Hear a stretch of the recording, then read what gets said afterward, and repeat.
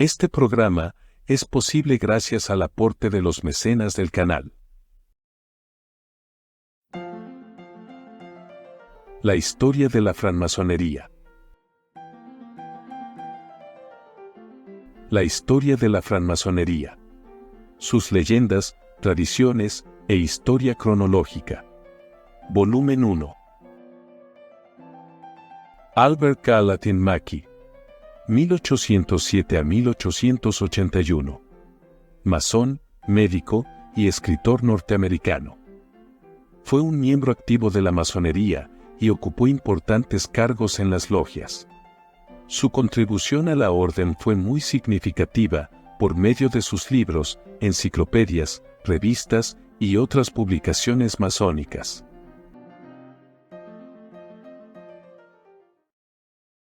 Si te gusta este video, dale like y suscríbete al canal para que puedas seguir creciendo.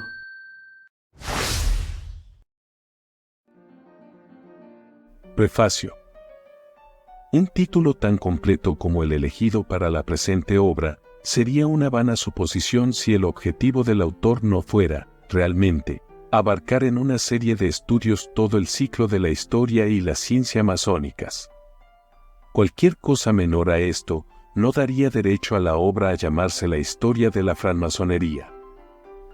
La francmasonería, como una sociedad de larga data, tiene por supuesto su historia, y la antigüedad de la institución ha conducido, necesariamente, a mezclar en esta historia hechos auténticos con meras tradiciones o leyendas.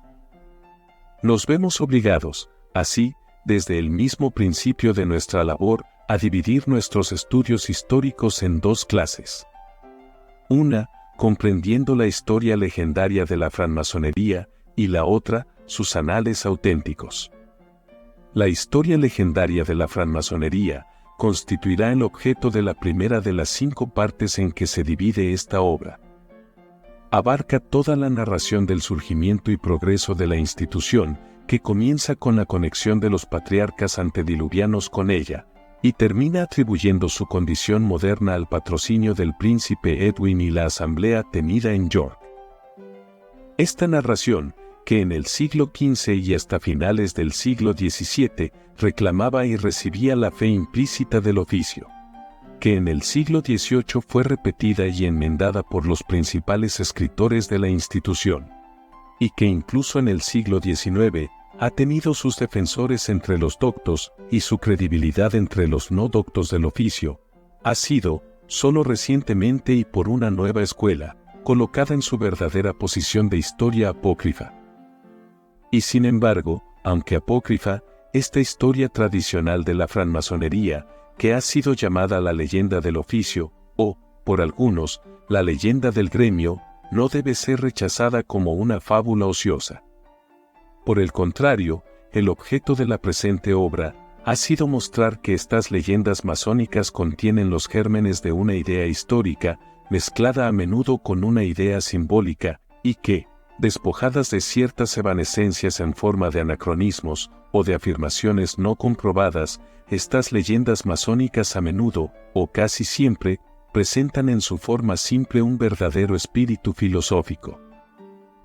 Para establecer este principio en la literatura de la francmasonería, para despojar a las leyendas del oficio del falso valor que se les da como porciones de historia auténtica por la credulidad ciega, y para protegerlas de la estimación, igualmente falsa, que se les ha otorgado por la incredulidad excesiva de los escépticos no filosóficos, que solo las consideran fábulas ociosas sin más significado que el que atribuyen a las leyendas monacales.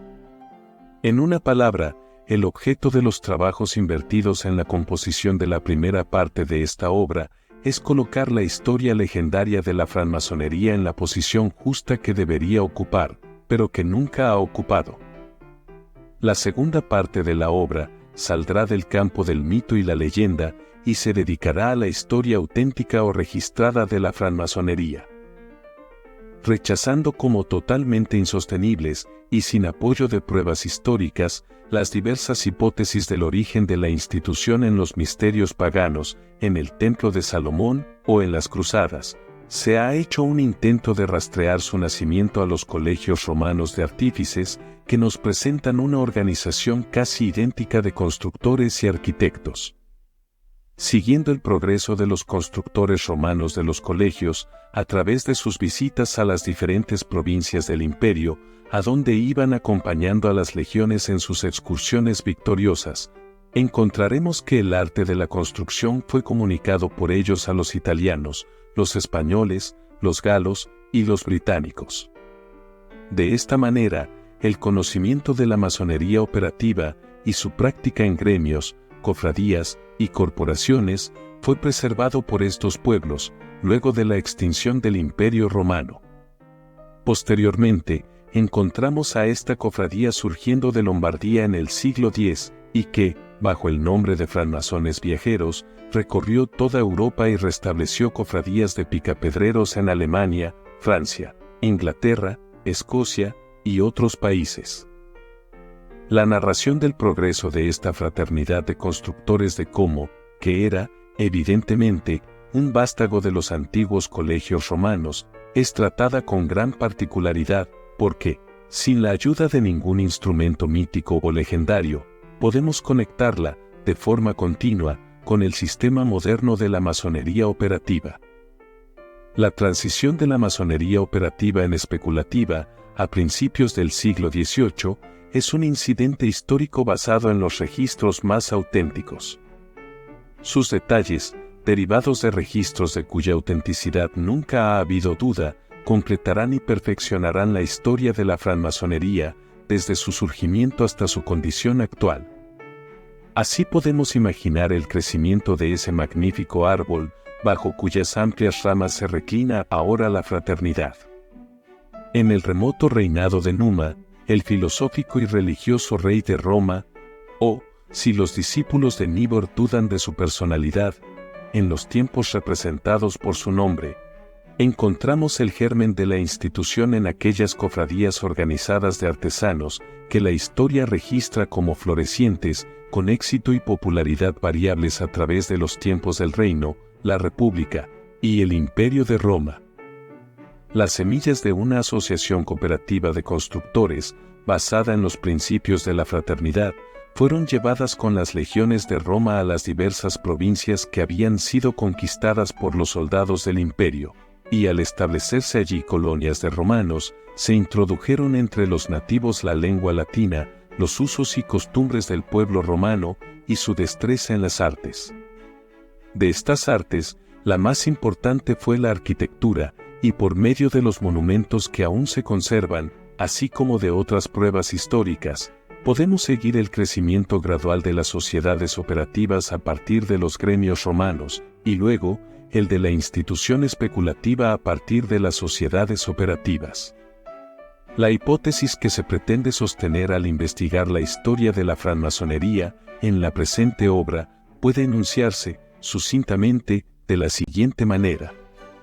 La masonería operativa es la base sobre la que se funda la francmasonería especulativa, es decir, las logias de francmasones de la actualidad son las sucesoras de las logias de masones operativos, que existieron en toda Europa durante la Edad Media y hasta principios del siglo XVIII. Pero la masonería operativa que dio origen a la orden especulativa moderna no era un mero oficio o arte de la construcción. Los hombres que la practicaban no eran meros cortadores y colocadores de piedra. Había un gran número de obreros que pertenecían a una clase inferior del oficio o de la profesión, a los que nunca se miraba con respeto, con los que se negaba el compañerismo, y a los que solo se empleaba en puestos subordinados. A estos hombres se les llamaba cowans, masones rústicos, extranjeros, u otros títulos similares, que denotaban degradación de clase e inferioridad de destreza.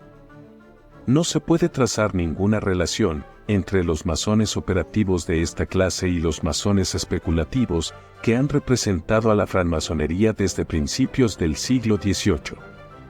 Los masones operativos, entre los cuales y los francmasones modernos existe una relación de sucesión, eran una clase superior de artistas. Poseían secretos relacionados con una habilidad peculiar en su oficio. Pero, por encima de todo, se distinguían por la adopción de lo que podría llamarse, en nuestra terminología moderna, el principio cooperativo en la práctica del oficio.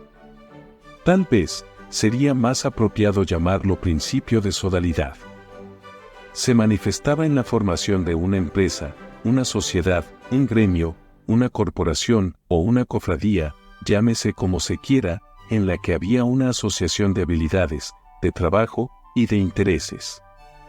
Este principio ha sido llamado el espíritu gremial, y es este espíritu el que constituye la característica esencial de la institución masónica. Si nos proponemos establecer una cadena de continuidad histórica que se extienda desde la primera aparición de cualquier asociación, en la que se busque el origen de la francmasonería moderna, hasta el día de hoy, en que la institución ha asumido su forma bien reconocida, hay dos elementos que deben estar bien marcados en cada eslabón de la cadena. En primer lugar, debe haber un elemento operativo.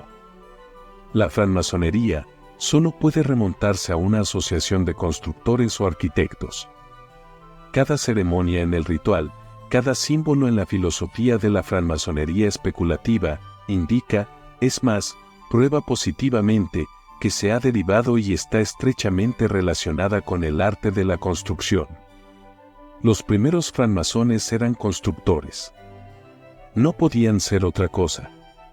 Buscarlos en una asociación mística y religiosa como los antiguos misterios paganos, o en una institución de caballería como los caballeros de las cruzadas, sería una tarea vana e inútil. Lo mismo podría buscarse el lugar de nacimiento del águila en el huevo del cuervo, que intentar rastrear el origen de la francmasonería en otra cosa que no fuera una asociación de constructores. En segundo lugar, debe haber un espíritu gremial. Los constructores que se han reunido no deben haberse asociado temporalmente con el mero propósito de llevar a cabo una tarea determinada, cada hombre totalmente independiente de los demás, y ejerciendo arbitrariamente solo su propia habilidad. Debe existir una organización permanente, una comunidad de intereses, una división del trabajo, un espíritu de fraternidad, una organización que mire más allá del momento presente. Un cierto número de masones, reunidos para construir un edificio, que después de su construcción estarían dispuestos a dispersarse, cada masón por su cuenta, para buscar un nuevo empleo bajo nuevos maestros y con nuevos compañeros, nunca podrían, en tales circunstancias, concentrarse en organizaciones tales como las que, con el paso del tiempo, darían lugar a las logias de los francmasones especulativos modernos. La hipótesis, entonces, que se propone en la presente obra, y sobre la cual se construye su parte histórica auténtica, es que hubo, desde los primeros días de Roma, una organización de obreros bajo el nombre de Collegium Artificum o Collegium Fabrorum, es decir, el Colegio de Artífices o el Colegio de Obreros. Que este colegio estaba formado por constructores y arquitectos, que estaba organizado regularmente en una asociación, que se caracterizaba por todas las peculiaridades que, más tarde, distinguieron a los gremios o corporaciones de la Edad Media. Que este colegio, que floreció enormemente bajo el imperio posterior, envió a sus miembros, imbuidos de la habilidad en arquitectura y el espíritu de confraternidad que habían adquirido en la organización doméstica, a las diversas provincias que las legiones romanas penetraron y conquistaron. Y, finalmente, que en todas estas provincias, pero principalmente en el norte de Italia, en la Galia y en Britania, establecieron colegios o asociaciones similares, en los que impartían a los nativos sus conocimientos del arte de la construcción y les inculcaban su espíritu de cooperación fraternal en el trabajo. De estos colegios de obreros surgieron con el tiempo, y después de la caída del imperio y la transición de las provincias a estados independientes y soberanos, organizaciones de constructores, de albañiles y arquitectos, que en Italia asumieron el nombre y el título de francmasones viajeros. En Galia, el de Mestris de Masón. En Alemania, el de Steinmetzen. En Inglaterra, el de gremios y sociedades. Y en Escocia, el de logias e incorporaciones. Todas ellas, eran asociaciones de constructores y arquitectos que se regían por normas muy similares a las que regían los colegios romanos y evidentemente derivadas de ellas, con otras sugeridas por el cambio de condiciones y circunstancias. Las asociaciones, aunque estaban formadas principalmente por profesionales, a veces admitían en sus filas, como habían hecho los colegios romanos, a no profesionales, hombres acaudalados, distinguidos o eruditos, como miembros honorarios. Hacia finales del siglo XVII, el número de estos miembros no profesionales aumentó considerablemente, lo que debió producir una influencia gradual y creciente en las organizaciones. Finalmente, durante la segunda década del siglo XVIII, estos miembros no profesionales cambiaron completamente el carácter de las organizaciones masónicas, conocidas en ese tiempo bajo el nombre de logias. El elemento operativo fue completamente eliminado de ellas, y las logias dejaron de ser compañías de constructores para convertirse en fraternidades de filósofos especulativos. La nueva institución de la francmasonería especulativa no conservó otra conexión o relación con la organización operativa que el recuerdo de su ascendencia y la preservación del lenguaje técnico y las herramientas del arte, todo lo cual fue, sin embargo, sometido a nuevas interpretaciones simbólicas. Esta transición de las organizaciones operativas a las especulativas se produjo en Londres en el año 1717, momento en el que se estableció la Gran Logia de libres y aceptados masones. De Inglaterra, el cambio pasó a otros países, y en todas partes se instituyeron logias bajo la autoridad de la Gran Logia de Londres. La historia de la francmasonería a partir de ese momento se encuentra en los anales registrados de las diversas logias y grandes logias que surgieron en el transcurso del tiempo del tronco matriz, la madre común de todas las logias especulativas del mundo. Escocia podría parecer, a primera vista, una excepción a esta maternidad cosmopolita. Pero aunque el crecimiento de lo especulativo a partir del elemento operativo fue allí, aparentemente, un acto independiente de transición, no se puede negar que la influencia de la sociedad inglesa fue muy sentida en el reino hermano y se manifestó especialmente en la adopción de los 3 grados, en la organización de la Gran Logia según un modelo similar, y en el establecimiento del cargo de Gran Maestre, un título de origen totalmente moderno e inglés. Tal es el plan de la historia que se ha seguido en la presente obra, un plan que difiere material y esencialmente del de cualquier escritor precedente.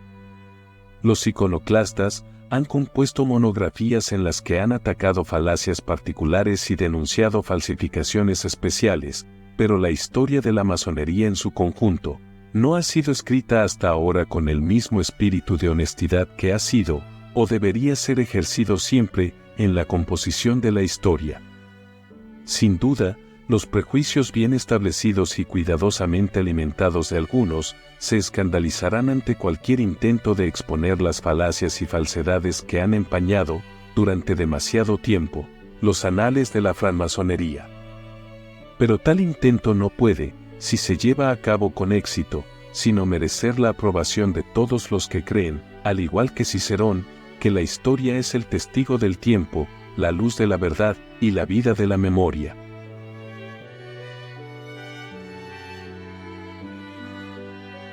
La historia de la francmasonería. Volumen 1. Albert Gallatin Mackey. 1898 y 1906. Nueva York y Londres. The Masonic History Company. Páginas 5 a 11.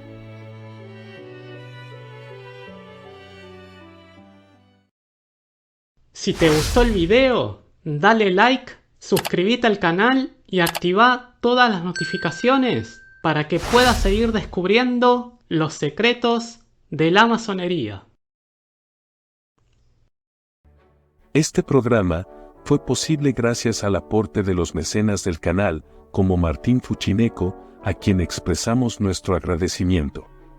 Si quieres convertirte en mecenas, puedes hacerlo en Patreon, una plataforma muy fácil y segura de usar.